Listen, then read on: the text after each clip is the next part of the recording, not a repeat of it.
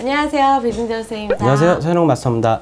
평소에 이런 건물을 사야 한다는 이야기를 저희 유튜브에서 많이 들었는데요. 이번에는 반대로 이런 건 사면 안 된다라는 이야기를 한번 들어보고 싶어가지고. 아, 그래요? 이런 건 사면 안 된다? 네, 이런 건물은 사면 안 된다라고 느끼신 적이 있었나요? 많죠. 네, 많으니까 이제 뭐 저희가 사야 될 게 얼마 없으니까 이제 여러 가지 요소가 있을 수 있어요. 금액적으로 이렇게 사면 안 되는 것도 있고, 그 다음에 이제 위치에 따라서 사면 안 되는 데도 있고, 그 다음에 모양에 따라서 사면 안 되는 데도 있고, 수익적인 부분에서 그럴 수 있는 것들이 있고 여러 가지 요소가 있죠. 입지적으로 먼저 말씀을 드리자면은 우리 강남 같은 경우에는 이제 다둑판처럼 돼 있잖아요. 대로변은 대부분 이제 대형 빌딩들이 이제 포진이 돼 있고, 이명 같은 경우에도 대형은 아니지만 이제 빌딩들이 또 포진이 돼 있으면서 먹자 상권이 또 이제 형성들이 돼 있죠. 대부분 이면에. 그리고 3면까지도 그런 것들이 포진이 돼 있습니다. 그리고 이제 4면 들어가도 주거하고 사무실이랑 이제 혼재가 돼 있어요. 블럭마다 좀 다르기는 하지만 완전 네모판 중에 중간인데도 불구하고 사무실 들이 들어가 있는 지역들이 또 강남에 있습니다. 그래서 꼭 집어서 가운데까지 들어가면 안 된다, 이거는 공식에 없어요. 중요한 거는 내가 건물을 샀을 때 이거를 사무실로 놓을 건지 상가로 놓을 건지 이거에 따라서 지역이 정해져 있습니다. 그래서 안에 들어가 있더라도 사무실이 나갈 지역은 사도 됩니다. 중요한 포인트는 끝그림 목적성 없이 그냥 사서 뭐든 하겠지, 뭐든 되겠지, 그 되겠지는 안 됩니다. 계획성 없이 그냥 했다가는 큰일 납니다. 예를 들어 사무실들은 역과의 접근성만 괜찮다면 오히려 안쪽 조용한 곳을 또 좋아하는 업체들도 있거든요. 거의 대부분 그렇죠. 네네. 조용한 게 좋죠. 그래서 네. 어쨌든 접근성이 좋으면 안쪽에 있어도 괜찮다. 맞아요. 그래서 내가 이거를 디벨롭 했을 때 충분히 임차가 나갈 수 있는지를 그건 현장에서 한번 보시는 걸 제일 추천드립니다. 최근에 저희가 사무실 한번 이전해 보려고 지금 쓰는 사무실이 좀 좁아지게 좀 됐어요. 네. 그래서 알아봤거든요. 그래서 이제 대로변에 완전 대형 건물을 한번 가봤어요. 아, 맞죠. 가봤는데 15층까지 있는 건물인데 저희가 10 몇 층을 봤어요. 10 몇 층을 봤는데 나머지가 다 병원인 거예요. 싹 다 병원이에요. 그러다 보니까 엘리베이터가 2대가 있는데 저희가 엘리베이터 자체를 일단 너무 오래 기다렸고 타서 층층마다 다 쓰는 거예요. 이거 사무실을 못 쓰겠다. 그러니까 이거는 내가 사용자 입장에서 이건 도저히 못 쓴다. 이렇게 해가지고 아무리 자리가 좋고 진짜 건물이 대형에 삐까뻔쩍 하더라도 저희 같은 업종들은 거기 못 들어가는 거죠. 병원 오시는 분들은 그렇게 기다려서 올라가셔도 그렇죠. 되는데 우리는 맞아요. 매일 사무실로 써야 그쵸. 되니까 또 외근도 많으니까 맞아요. 그거를 다 기다릴 생각이니까 네. 너무 이러니까 되려 우리 같은 경우는 2면 들어가도 3면 들어가도 오히려 좀 한적한 게 좋지. 그치. 편하게 주차하고 편하게 맞아요. 조용하게 쓸 수 네. 있는 곳. 네. 네. 이게 다 업종마다 다 다릅니다. 네. 내가 샀을 때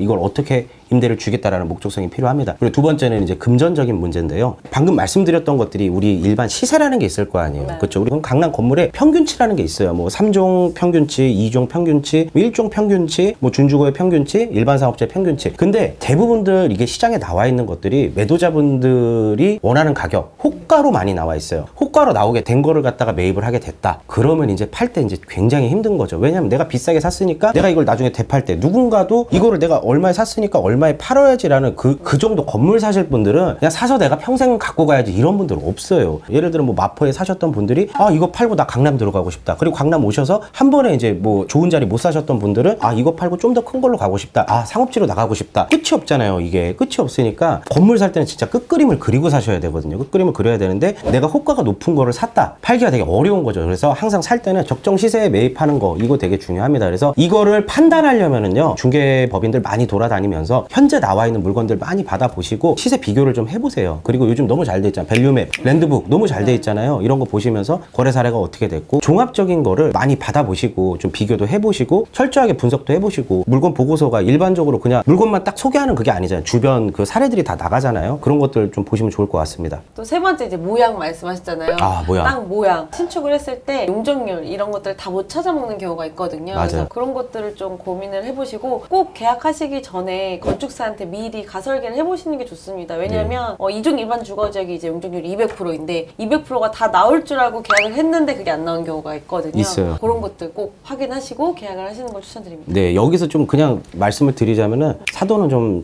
가급적이면 좀 피하세요. 시세보다 진짜 엄청 많이 싸게 산다. 그러면 매입을 고려할 수가 있습니다. 근데 저는 요새 봤을 때 사도가 획기적으로 싸게 나온 걸 본 적이 없어요. 최근에는요. 건물 모양이 이게 제일 좋은 건 정사각형이 제일 좋습니다. 정사각형이 제일 좋은데 직사각형으로 들어갔을 때 전면이 굉장히 넓은 직사각형이 있고 깊게 안으로 들어간 직사각형이 있어요. 근데 깊게 들어간 직사각형은 좀 피하세요. 왜냐하면 그 주차 대수를 무조건 넣어야 되다 보니까 이거를 빼게 되면 1층 면적이 거의 안 나오고요. 그리고 문제가 얘가 올라갔을 때 일조권 사선 제한 때문에 용적률을 제대로 못 찾는 경우가 굉장히 많아요. 이런 경우 좀 피해야 됩니다. 도로가 좁아. 예를 들어 4m 도로야. 그러면 1m 정도로 후퇴를 하고 건축물을 지어야 되거든요. 그러다 보니까 그런 것도 이제 제한이 있을 수 있는데 강남에 4m 도로 생각보다 많습니다. 근데 땅 모양만 정사각형이나 가로형으로 좀 돼 있다고 하면은 후퇴해도 괜찮아요. 네, 후퇴해도 괜찮으니까 그런 것들은 좀 참고하시면 좋을 것 같습니다. 그런 것들 제가 방금 말씀드린 거는 좀 선상에서 제외를 하고 물건을 보시는 게 좋을 것 같아요. 다른 유튜브에서 볼 수 없는 대표님만의 그러니까 꿀팁, 노하우 이런 게 한 가지 없을까요? 좀 너무 솔직한 얘기일 수도 있는데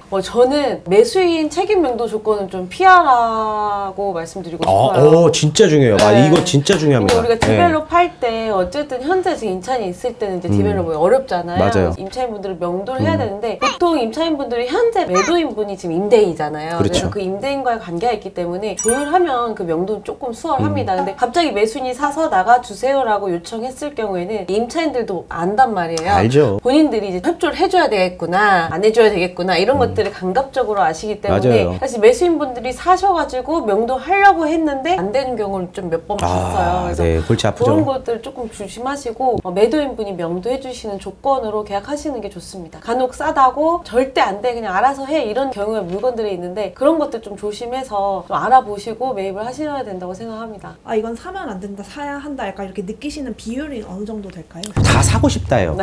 10개면은 거의 8개는 사고 싶다예요. 싶죠. 근데 10개 중에 8개를 살 수가 없는 게 금액이에요. 아까 말씀드린 매도자의 희망 가격인 물건들이 대부분 많기 때문에 10개 중에 보통 8개는 안 되는 경우가 보통 많죠. 최근에 저희 하려다가 못했던 것들이 2건이 있어요. 그 중에 한 건만 제가 얘기를 해드리자면은 땅 모양 너무 좋아. 땅 모양 너무 좋고 평당가도 우리가 7,900만 원까지 깎아놨어. 심지어 우리가 디벨롭한 건물 그 인근이야. 그러니까 임대 맞추고 건물 짓는 거 아무 문제가 없지. 그래서 저는 그걸 진행을 하려고 이제 추진을 하고 있었는데 모든 걸 다 맞추고서 마지막에 이제 제가 틀었던 이유가 뭐냐면은 이거를 가설계를 떠봤는데 그러니까 2종이니까 5층까지 올라갈 수 있는데 5층이 안 나오는 거예요. 좁게 나오는 거예요. 작고 내부 그쵸. 계단. 지어봐야 얘는 완전히 돈 까먹는 거지 되려. 그래서 저는 진짜 돈도 맞고 자리도 맞고 했는데 포기했어요. 만약 이게 내 거라 그러면 아무리 금액이 싸도 할 수가 없는 거예요. 어쨌든 이 건축물은. 연면적에 네. 의해서 임대차 금액이 결정이 되고 또 네. 거기에 따라서 이제 매각 가격이 결정이 되기 때문에 손해 볼 수가 있죠. 손해 정도가 아니죠. 이거는 진짜 큰일 납니다. 네.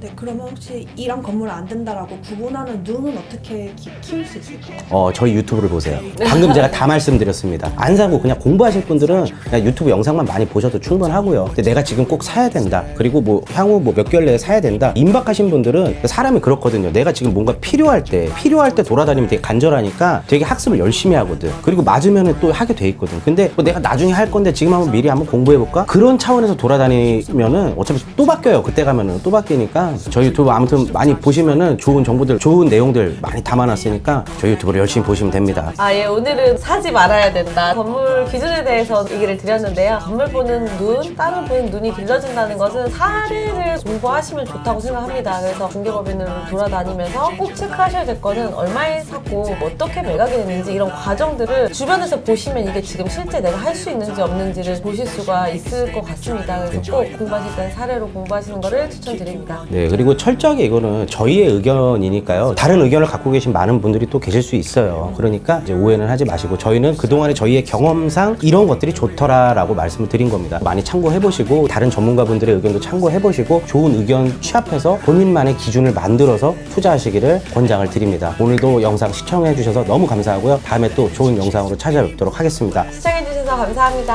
감사합니다.